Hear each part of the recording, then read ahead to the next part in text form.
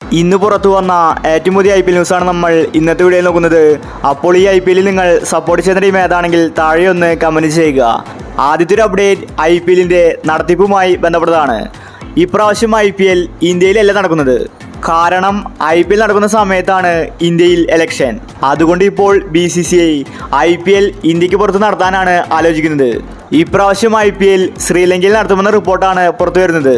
ശ്രീലങ്കയിലെ പിച്ചിൽ കളിക്കുമ്പോൾ IPL-ന്റെ ഗതി തന്നെ മാറിമറിയും.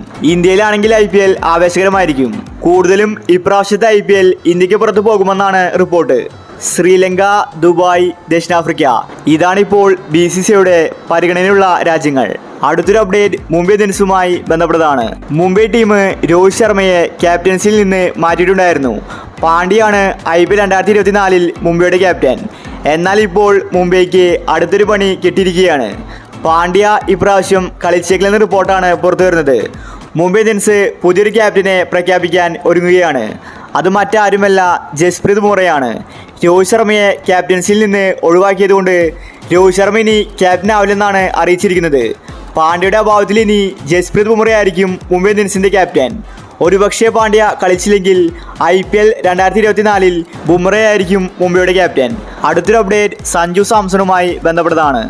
സഞ്ജു രാജസ്ഥാൻ ടീമിൽ ഒരുപാട് വർഷമായിട്ടുണ്ട്. മികച്ച കളി കാഴ്ചവെക്കുന്നുമുണ്ട്. എന്നാൽ ഇപ്പോൾ രാജസ്ഥാൻ ടീം വലിയ തീരുമാനമാണ് എടുത്തിരിക്കുന്നത്. IPL 2024 രാജസ്ഥാൻ ടീം ഫ്ലോപ്പ് ആയാൽ സഞ്ജു സാംസണിനെ രാജസ്ഥാൻ ഒഴിവാക്കുമെന്ന റിപ്പോർട്ടാണ് പുറത്തു വന്നിരിക്കുന്നത്. സഞ്ജുവിൻ്റെ ലാസ്റ്റ് ചാൻസാണിത്. രാജസ്ഥാൻ ടീമിനെ പ്ലേ ഓഫിലേക്കെങ്കിലും എത്തിച്ചാൽ സഞ്ജുവിന് രക്ഷപ്പെടാം. അടുത്ത വർഷം മെഗാ ഓപ്ഷനാണ്. അതുകൊണ്ട് ഒരുപാട് താരങ്ങളെ ടീമിൽ നിലനിർത്താൻ സാധിക്കില്ല.